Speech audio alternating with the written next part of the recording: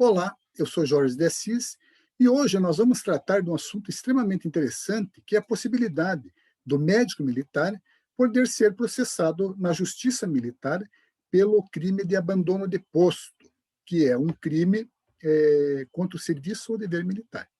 Nós iremos fazer isso através de duas decisões da Justiça Militar, né, do Superior Tribunal Militar, onde nós poderemos verificar que, efetivamente, duas situações envolvendo uma, o médico de dia, e a segunda, especificamente, o médico anestesista. Né?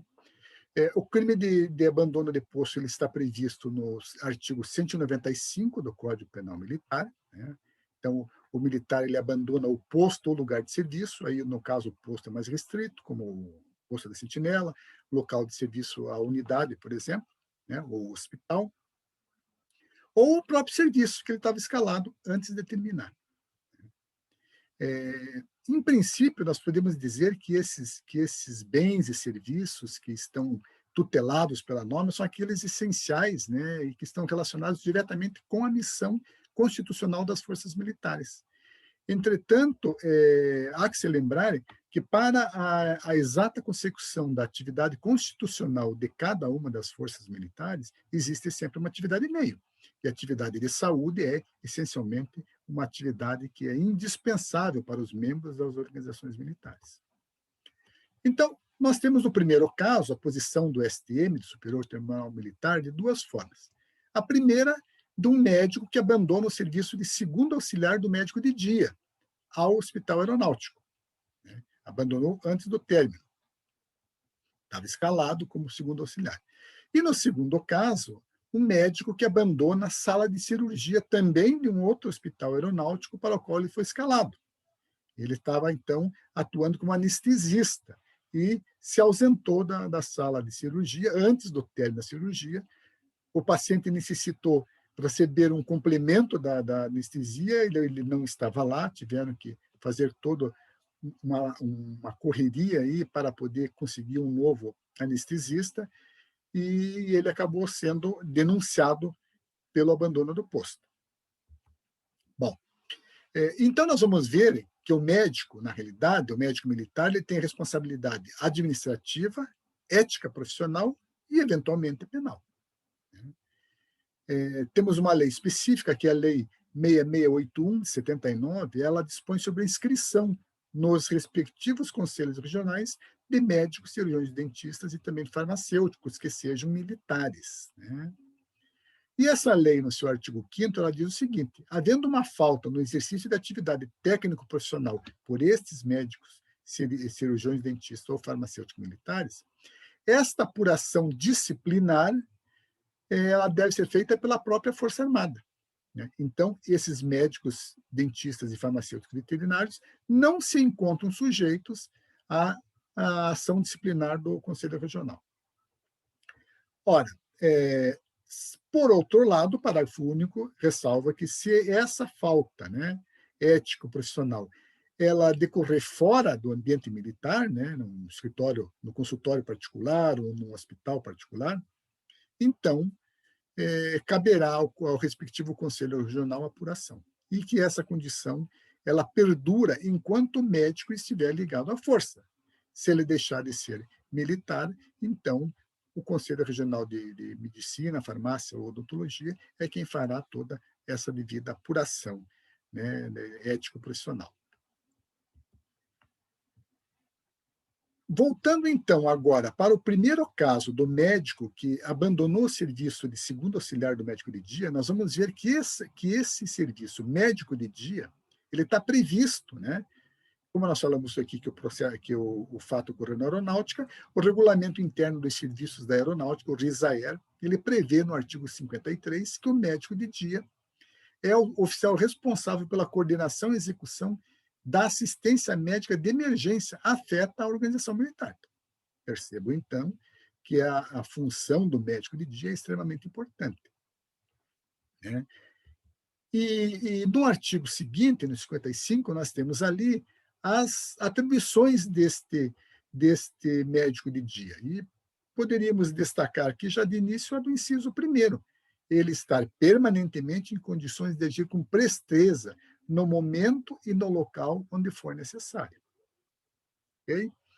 O artigo 8 do RISAER, por exemplo, já diz que, se for necessário, em razão da natureza, né, e do serviço a executar e da relevância, poderão ser escalados auxiliares, outros militares como auxiliares do oficial médico de dia, do médico de dia. Então, percebam que esse médico que foi condenado, ele era o segundo auxiliar do médico de dia, perfeitamente enquadrado dentro da norma administrativa da aeronáutica. Bom, se nós dirigirmos os olhos agora para a resolução 2174 do Conselho Federal de Medicina, que dispõe sobre a prática de atos anestésicos, né? Essa resolução é de 2017, publicada em fevereiro de 2018, nós vamos ver que o artigo 1º ela diz que, para conduzir as anestesias gerais ou regionais com segurança, o médico anestesista deve permanecer dentro da sala do procedimento, mantendo vigilância permanente e assistindo o paciente até o término do ato anestésico. Nos parece que disse tudo aí, né, em relação à conduta do médico anestesista. E o inciso 4º do mesmo artigo 1º diz que é vedada a realização de anestesias simultâneas em pacientes distintos, pelo mesmo profissional e ao mesmo tempo. Parece óbvio, mas isso acontece em miúde. No caso, ali no segundo caso do médico anestesista, que se ausentou do Hospital da Aeronáutica, ele depois acabou sendo encontrado em um outro hospital, né? Também praticando atos de anestesista, o que é vedado, inclusive, pelo Conselho Federal de Medicina. A resolução 2217, que aí no caso é o Código de Ética Médica, ela é também de 2018, ela já no primeiro artigo, ela diz que é vedado ao médico causar dano ao paciente, né, por ação ou omissão caracterizada como imperícia, imprudência ou negligência, né. O artigo 8º do Código de Ética diz que é proibido, é vedado ao médico afastar-se das suas atividades, mesmo que temporariamente, sem deixar outro médico encarregado do atendimento de seus pacientes internados ou em estado grave.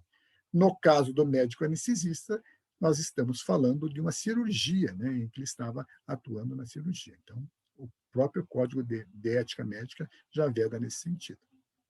E também, veja que interessante, que aproveitaria os dois casos, o artigo 9º do Código de Ética também diz que é vedado ao médico deixar de comparecer a plantão em horário pré-estabelecido ou abandoná-lo sem a presença de substituto, salvo por justo entendimento. Então, tanto o médico de dia, ou auxiliar do médico de dia, como também o anestesista, eles, em princípio, de acordo com o Código de Ética Médica, estariam também proibidos de se ausentar sem nenhum justo impedimento. E aí nós vamos chegar à responsabilidade penal do médico militar, né?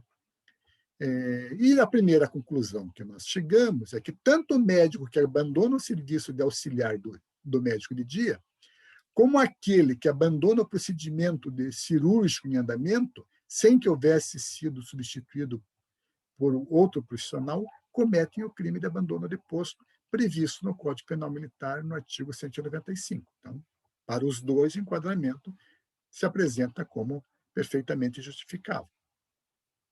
Agora, tendo decorrido dano ao paciente, e aqui nós estamos nos dirigindo especificamente aos médicos que estão assistindo à cirurgia, seja o anestesista ou seja o próprio cirurgião, o médico anestesista ele responde, né, pelo descumprimento do dever de vigilância do paciente, assumindo o risco de causar-lhe lesões que resultaram na incapacidade permanente para o trabalho, né, a descrição contida na denúncia. Essa parte final, ela faz parte aqui da ementa e está aqui o acordo do Tribunal de Justiça de Santa Catarina, esse é um caso concreto, pela ação criminal, desembargador Guetin de Almeida, julgado em março de 2018, onde o anestesista se ausentou, né, e isso, a falta de um suporte anestésico, decorreu sequelas gravíssimas para o paciente, e o médico foi condenado por isso.